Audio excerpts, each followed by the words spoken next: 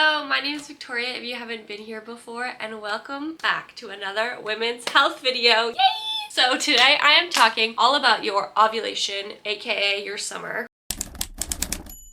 For this video specifically, a lot of what I'm talking about is from this book. It's called Period Power by Maisie Hill. Jumping right into it, what is happening with your hormones leading up to ovulation? So if you watched my last episode on your spring, that's your follicular phase, you'll know that in the week or so leading up to ovulation, your hormones are kind of steadily rising. Your hormones like estrogen, luteinizing hormone, and your FSH, which is follicle stimulating hormone, all of those hormones are steadily rising, and when you ovulate, that's when they kind of reach their peak. After you ovulate, your hormones start to drop down a bit. Testosterone also plays a big part in your ovulation season. Testosterone will also be increasing leading up to ovulation. So some characteristics of summer which might indicate that you are leading up to ovulation: your energy should be at the highest during your ovulation season, and you should be firing on full power, especially if you rested during your winter and conserved your energy, so that now that you're in your productive summer season, you can really feel the full effect of your energy. Something else that you might notice is that you're very level-headed during your ovulation season. You are able to clearly and confidently convey your thoughts and feelings. We love this because of that testosterone. You're in the mood for pleasure and you're easily turned on. And during your ovulation, because of your hormones, you are going to be able to flirt at your best. Okay, so if you want to try a hinge date, try to go on one during your summer season. Two other things that you might notice is that your cervical fluid is going to be increasing in volume, fluidity, and slipperiness. You know, your body wants to be impregnated during ovulation, so the cervical fluid is going to increase in order to,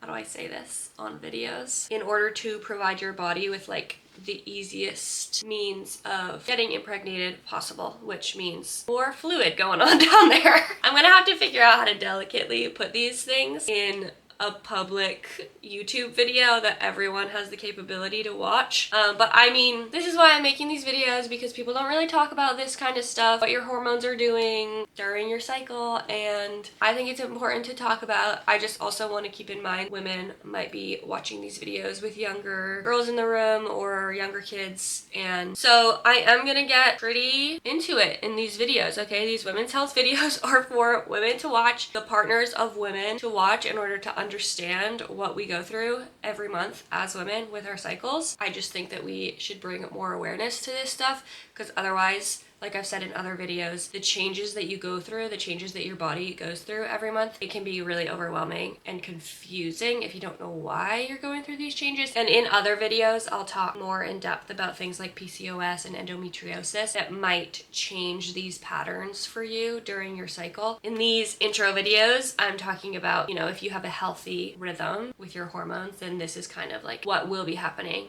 during your cycle. Anyways, that was a big rant. Thank you for sticking through it with me. I'm gonna get back to what is happening during ovulation. So one is that your cervical fluid is gonna get more slippery and there's gonna be more of it, and also your cervix is gonna lift, it's gonna get higher, and it's gonna get softer. It's also gonna start to open a bit. If you've ever like explored yourself down there, which I highly recommend, familiarizing yourself with your body, you can kind of feel your cervix. The opening will get a little bit wider, and the reason for that is when your cervix is lifted and open, it allows the easiest path for sperm to get up through your fallopian tubes and meet the egg that's going to be released. Soft and high cervix is a good indicator that you're close to ovulation. I'm going to get right into summer's superpowers. I like this book. If you watch my other videos, she splits the aspects of your cycle into superpowers and dangers, and just things to like be aware of in each phase of your cycle. The first superpower that Maisie Hill mentions is invincibility.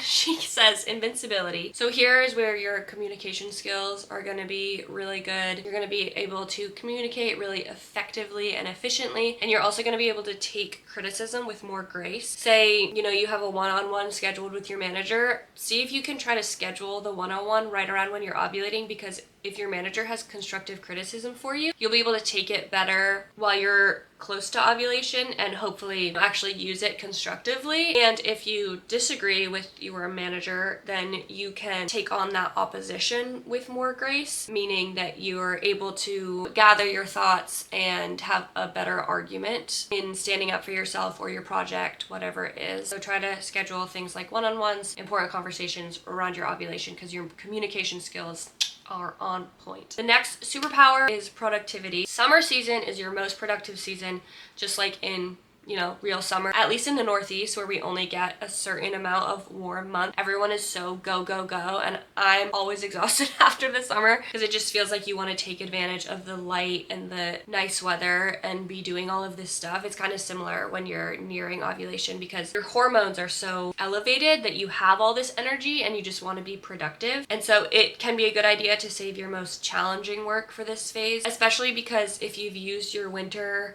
think big picture and think about projects that you need to work on or paths that you want to take. With spring comes putting like names to ideas, thinking about the options that you have for those projects and paths. And then ovulation, the summer season, is when you can take advantage of the energy and be super productive and pick one of those paths, pick one of those projects, and really like nail it down, get a bunch of work done for it. That's what ovulation is really good for. Another superpower is expansion. It's because your hormones are increasing. Your energy during your spring and summer is going to be upward and outward, as opposed to your winter season when your energy is more inward. This is a great time to focus on building your relationships with people, go out and have date night. And estrogen, I always find at least that estrogen like pushes me to get out into the world. I just always feel more confident when I'm ovulating, so I like want people to see me. I want to be out in the world versus when I'm on my period. I do not want anyone to see me. I don't really want to talk to anyone. I just want to like cocoon myself on the couch. And I'll say this one again, if you're on like dating apps or trying to date around, definitely take advantage of your ovulation to go on those dates, because just all the reasons, like you're most attractive while you're ovulating, releasing more pheromones, and like everyone's gonna love you when you're ovulating. So go on your dates while you're ovulating. Oh, and speaking of that, she has the next superpower as connection and communication. So like I just said, this is a great time to reconnect with old friends or build connections that you already have, as you'll have the confidence, the energy, the communication skills, you'll have all of it. And because of the connection and communication that you're thriving in due to your hormones, this is also a really good time to work with others on projects. So share ideas with others, especially with people who you trust enough to actually help you towards your goal or to actually help you on your project. You'll be more open to that feedback and you'll be able to have an even better outcome because you've let other people into your work. Versus, I said in the spring video, like when you have new ideas and they're really fresh, you're not always ready to reveal them to other people, because sometimes when you have like a really new, fresh idea, feedback will just like crush your hopes and dreams. But when you're ovulating, you've allowed that idea to expand a little bit more and you can back it up a bit more, and you'll just be like a little bit less crushed if someone has feedback for you about it. So use this time to let people in on your ideas, your paths, your goals. The last superpower, which might also be an obvious one, is pleasure. So when you're ovulating, all your hormones are just trying to get you impregnated. Okay, let's not forget, the whole point of this hormone cycle is to impregnate you. Okay, the world is trying to keep people pregnant. Okay, that's why we're supposed to enjoy things like the process of getting pregnant is supposed to be an enjoyable so awkward. An enjoyable thing is getting impregnated. I've never been impregnated, so I wouldn't know what it's like to be impregnated. Anyways, pleasure, of course, can be found with an intimate partner. You can also find pleasure in smaller things. Things like a really good meal or a beautiful sunset or music. Jamming out to some music. Little T Swift maybe, if you're with me there. You might probably get in your feels. Anyways, you'll find pleasure in life. Just take advantage of it, okay? That's all I'm trying to say. It's the summer. This is your summer season. Live for the summer. Take advantage of the pleasure that you get from the small things in life, okay? Okay, moving on to summer's dangers. I don't know why I clap. Is that annoying? I always clap.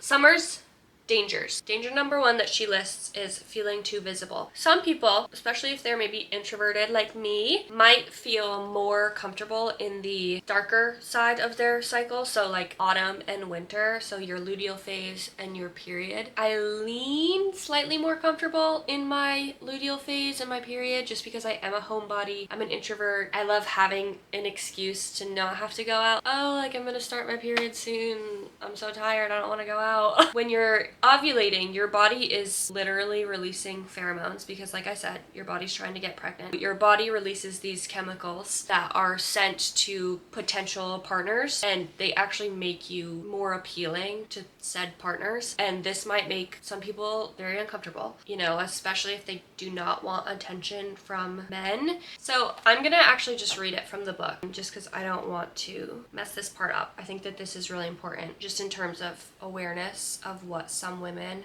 have maybe gone through in the past and how that might make them feel about their ovulation. So I'm just gonna read this. Although it can be where you feel the most positive about your body and your work, talking about ovulation here, it's also a sexually charged moment of the cycle, and if you feel uneasy about inhabiting your sexual power or have experienced trauma, then it may be hard for you to embrace all of what this season has to offer, particularly when it can sometimes seem like every man on the street is able to pick up on your pheromones, chemicals which we excrete that play a role in attraction, perhaps making you subject to unwanted attention. Not everyone likes the summer. Some people don't want the attention that ovulation brings. This is how our body functions. We release these pheromones. Some women, because of past experiences that they've had, do not want this attention from men. I didn't want to gloss over that. That is, you know, basically the first danger that she lists. And it's okay if you don't feel at home or like you don't feel your best when you're ovulating. Another danger is saying yes to everything. When you are ovulating and you have all this energy, you might want to say yes to every single social invite that you receive. Just keep in mind when that social invite actually falls in your calendar, because you might want to say yes now, and if it's in 2 weeks from now, then you're going to be like close to starting your period,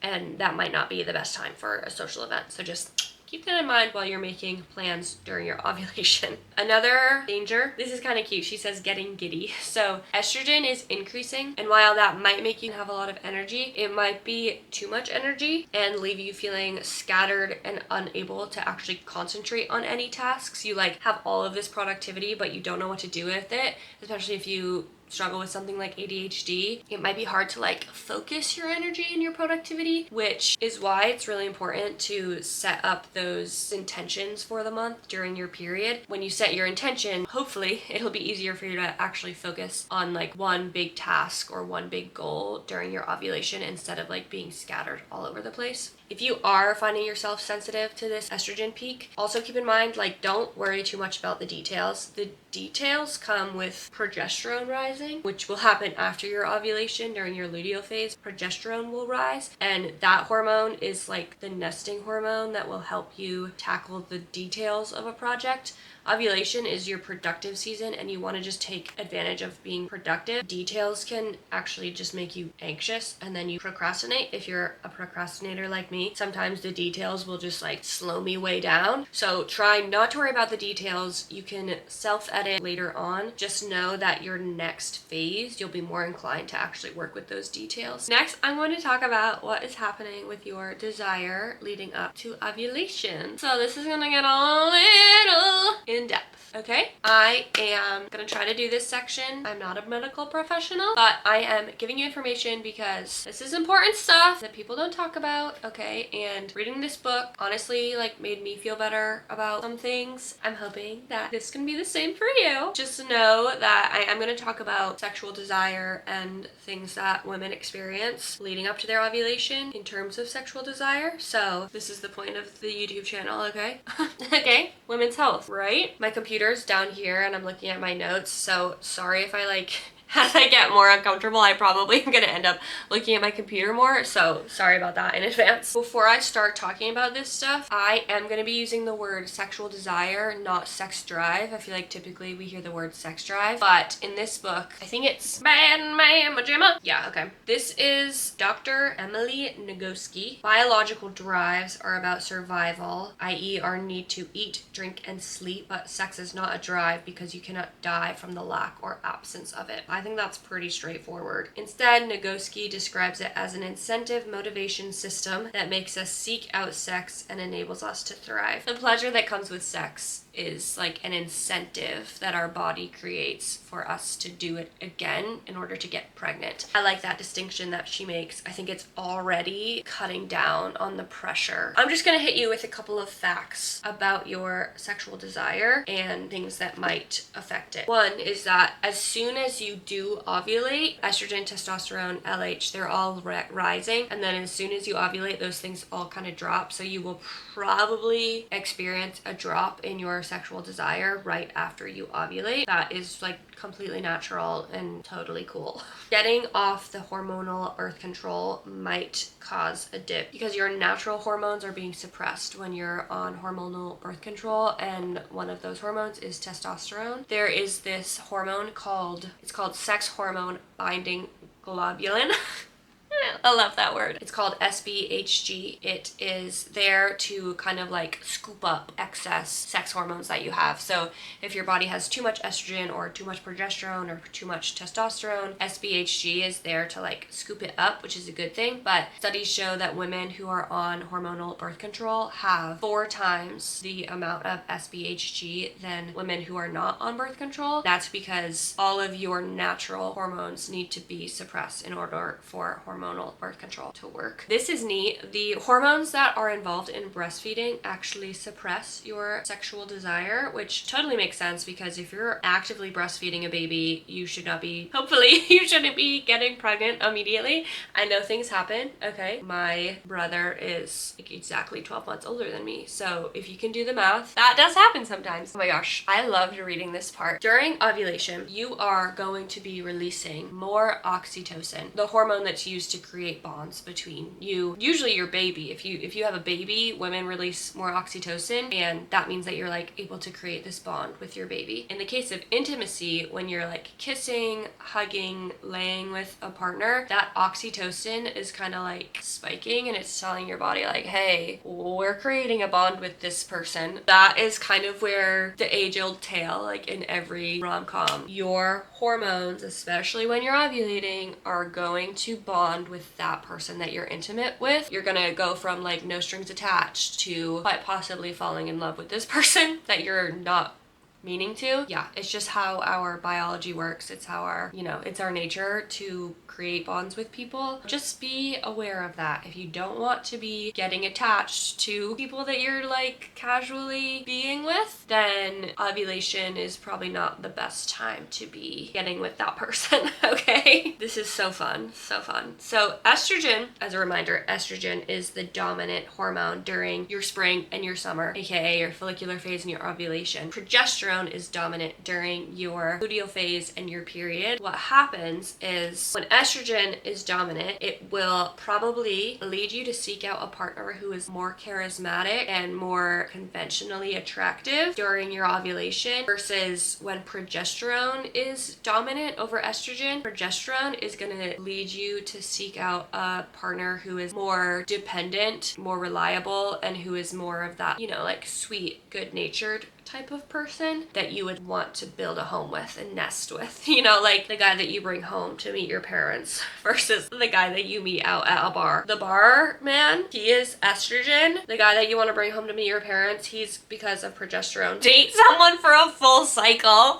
before you decide if you're going to marry them or not, because once your estrogen kind of fades, you might see that this man is really attractive but not necessarily reliable. Yeah, I just thought that was so fun and like a fun fact. Okay, so the last thing I hope that I'm gonna say about your sexual desire leading up to ovulation, oh my god, I'm so awkward, is, I loved this. I'm gonna read this one from here because that's making me a little uncomfy. I think that this is something that is really important for awareness, will hopefully make people feel normal. Renowned sex educator Dr. Emily Nagoski estimates that around 85% of women don't experience spontaneous desire as their dominant style when it comes to desire. Spontaneous desire being when out of the blue you think to yourself, I feel like having sex.